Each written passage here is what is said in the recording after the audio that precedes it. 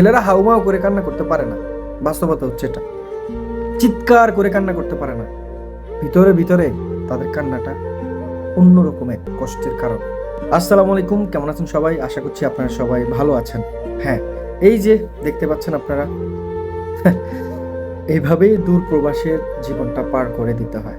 কেউ সেখানে এসে আপনার সুখের গল্পটা ভাগাভাগি করার চেষ্টা করে, আবার কেউ আছে যে দুঃখের গল্পটা ভাগাভাগি করার চেষ্টা করে। এখন সুখের গল্পটা হচ্ছে যারা প্রবাস থেকে যখন দেশে যাবে তখন মনের মধ্যে অনেক আশা, স্বপ্ন, ভালোবাসা নিয়ে তারা আসে। প্রিয়জনের সঙ্গে দেখা, দিনের পর দিন, বছরের পর বছর দেখা, একটা ভালোবাসার প্রকাশ হয়।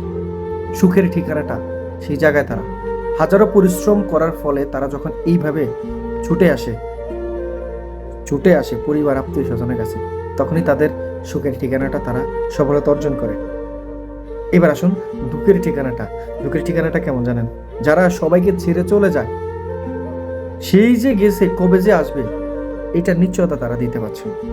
তবে যাওয়ার সময় তাদের যে কষ্ট, যে আহাজারি, সন্তান তার বাবাকে ছেড়ে যেতে চাচ্ছে না, কোল থেকে নামতে চাচ্ছে না, মা তার সন্তানকে বিদায় দিতে পারছে না, স্বামী তার সেই সন্তানের মুখের দিকে তাকিয়ে কান্না ভরা অশ্রু নিয়ে বিদায় বেলাটা শেষ পর্যন্ত তিনি নিয়ে যান, সবাইকে ছেড়েই চলে যান তাদের সুখের জন্য, তাদের ভালো থাকার জন্য।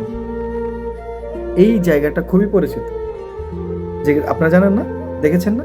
যারা প্রবাসে আছে তারা খুবই ভালোভাবে বলতে পারবে, আর যারা বিদায় বেলাটা আসেন তারাই ওই সেই মুহূর্তটুকু তারা ফিল করতে পারেন আসলে কতটা কষ্টের সেই সময়টা। ভালো থাকুক প্রত্যেক পরিবার, ভালো থাকুক প্রবাসী ভাইদেরকে নিয়ে যারা হাজারো স্বপ্ন নিয়ে তাদের পরিবার পরিজনকে ভালোবাসেন, তাদেরকে সেইভাবেই সাপোর্ট করা প্রয়োজন। দোয়া করতে পারেন। দেখেন, প্রবাস জীবনটা আসলে এতটা সুখের নয় যতটা সুখের মনে হয়। এটা একটা অন্যরকম একটা জায়গা। আপনি যখন দেশে থাকবেন এটা ফিলটা আপনি বুঝতে পারবেন না, অনুভবটা বুঝতে পারবেন না। আপনি বুঝতে পারবেন কখন? যখন আপনি এই জায়গাটা আপনি পা রাখবেন, প্রবাস জীবনে আপনি যখন পা রাখবেন তখন আপনি বুঝতে পারবেন জীবনটা আসলে আপনার কেমন ছিল। যখন আপনি দিনের পর দিন, মাসের পর মাস, বছরের পর বছর যখন আপনার সময়টা পার হয়ে যাবে, সবাইকে ছেড়ে আপনি যখন একাকিত্ব সময় পার করছেন, হ্যাঁ আপনি টাকা ইনকাম করছেন তাদের জন্যই, কিন্তু যে একাকিত্ব যে সময়টা সেটা কিন্তু আপনি পার করছেন, তবে সেই কষ্টটা আপনি নিজেই একা পাচ্ছেন। ওইদিকে কিন্তু তাদেরকে ছেড়ে আসছেন, তারা কিন্তু কষ্ট পাচ্ছে। বিদায় বেলার যে জায়গাটা ছিল